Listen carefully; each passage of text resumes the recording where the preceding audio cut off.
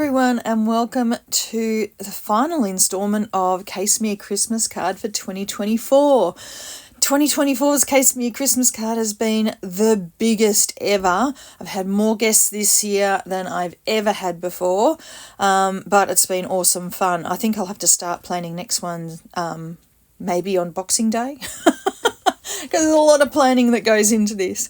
Now, I am starting by using this stencil from Syberia, the Festive Poinsettia stencil, and I am making it into a rainbow because, of course, my guest for today is the Queen of Rainbows, Miss Flora Bassen. Yeah, I have taken the Festive Poinsettia, and it comes with 6 stencils. So there's 3 whorls of bracts on this poinsettia, and I'm inking them up in a rainbow going around the edge. And I will repeat that rainbow for each of the layers. So the first layer, I'm putting a palish layer of colour, and then I'm going in with more intense colour on the next layer that puts the details on each of these little bracts. Okay, so with this stencil, my stencil is very, very, very well loved. So you'll notice that on the detail layers, some of those teeny tiny little bits are actually folded up. Yeah, I've used this stencil a lot. So you just need to be really, really careful with them because they are quite fragile, let's say, and yeah, they get caught on things, especially when you're cleaning. I find it's really hard to avoid bending them. So yeah, just be really careful. But I mean, it's a great stencil. I've just used mine a lot. Anyway, this is the card that I'm casing today that Laura made way back in April. And you can see that she has used a stencil, but she's used some neon lunar paste from Simon Hurley on her card. And she has popped up her panel that she has her rainbow sort of floral pattern on. And then she has a sort of text sentiment that she's cut out of some holographic cardstock, and then she has just a couple of little clear sort of sequins scattered around. So I'm using the same sort of gist as hers, but I'm not using any pastes. And my background is going to be slightly different. Looks like she did a bit of ink blending on the back of her panel that she'd stencil over. I'm actually going to be doing some die cutting with a little texture plate. All right, and you can see I'm almost finished with the stenciling now. I've gone on to the sort of third whorl, the innermost whorl of petals or bracts here. And I'm just trying to make sure that each of the sort of colours blends into its neighbouring one. I didn't want to have just like one bract red and one bract yellow. I wanted them to sort of blend in a little bit to each other, so it gave a bit more rainbowy goodness happening there. All right, so there's my stenciling done. And now, I don't know if you saw one of my other videos and I plonked this dice straight down onto the stamp and it went perfectly in place the first time. No, this is what usually happens. I spend like 5 minutes trying to figure out exactly where it goes. I thought I'd leave that in just to show you that, yeah, it's not always exactly right when you want it to be. Anyway, so here I'm using the Charming Flora cover die, also from Syberia. And I'm just going to cut this from some white cardstock. So I'm using Nina Solar White in the 110 pound weight for all of this card. And I'm going to pop that up onto a top folding white card base, which is 4 1/4 by 5 1/2. And you can see I've cut this down so I have a relatively wide-ish white border. I'm just cutting around the edges because my paper trimmer, I think, needs a new blade on it. And there are a few little fuzzies around the edge. So just going around the edge with my scissors got rid of some of those fuzzies and made it look a lot neater. Okay, so I'm using some Ultinew foam tape to pop this up, making sure that it's all over the back so this doesn't get squished too badly in the mail, if I decide to mail it.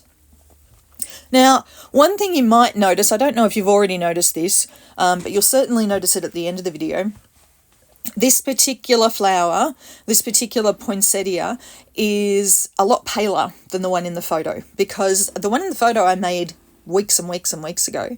And then I decided to do a video of the card. So I'm remaking the card now. And when I remade it, I just didn't apply as much ink. It's a lot paler. I used the same colours of ink. I just was a little bit more light-handed with the ink.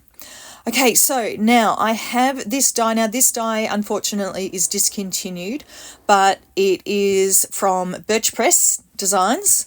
It's this Joy, and it's a layered one, so it's got the shadow that I cut from some vellum from Hero Arts, and I've used some holographic cardstock from Lawn Fawn to cut it. Now, I always find that when you use this holographic cardstock, you sometimes get little tiny little filigree hairy bits of the silvery metallic layer around the edges of the die, so you always have to sort of pull them off to make sure it's all nice and tidy. So that was what I was doing there. All right, so I'm just putting the dot on the top of the J of the Joy, and then I'll be able to adhere that to my card front. But I need to make sure that this poinsettia goes exactly where I want it to. So I'm going to be gluing it with liquid glue to the die cut panel, so the Charming Flora cover die panel. But of course some bits are hanging off the edge but are still on top of the card. So what I'm going to be doing is adding some extra foam tape just behind those bits of the poinsettia that are hanging off that elevated panel. So I'm just sort of laying the poinsettia where I think it's going to go, putting that foam behind. Once I've got that in place, you can see I'm not removing the backing tape just yet. Once I've got all those pieces in place, I'm going to pick it up, add a whole lot of liquid glue, and then I can remove that backing tape once it's all like glued in place and I know it's exactly where I want it to go. Okay, so all my foam tape's in place, add some liquid glue to make sure it's not going to go anywhere, all over the back, and then just line it up with those pieces of foam tape that I'd already adhered to make sure they're going in the right spot. And once I've done that, I can remove that backing tape. It's not too difficult to just pull up the edge and pull out that backing tape. And then I can turn the whole thing over and use my long scissors. These are the scissors from Spellbinders. These are the best things since sliced bread, can I just tell you. And yeah, now I've got my card mostly done, all except for a sentiment and some embellishments. So I've just got one little bit at the top that I didn't put any foam tape underneath. I'm just going to pop a little bit underneath there to make sure it doesn't get squished anywhere, and we're all done. I'll keep that extra foam tape for another project. Okay, so my Joy sentiment is just going to go right in the middle of the poinsettia. I don't know if you noticed, but I actually avoided inking over the very, very centre of the poinsettia. It didn't really matter whether I did or not because I was going to put the sentiment there anyway. And I'm going to be adding some embellishments. So these are the bubble bath sentiments from Trinity Stamps. They're really cool. They've got this silver backing on them, makes them look iridescent. So they really match the like holographic sentiment, the cardstock that I've used for the sentiment really, really nicely. Look like little holographic mirrors, really.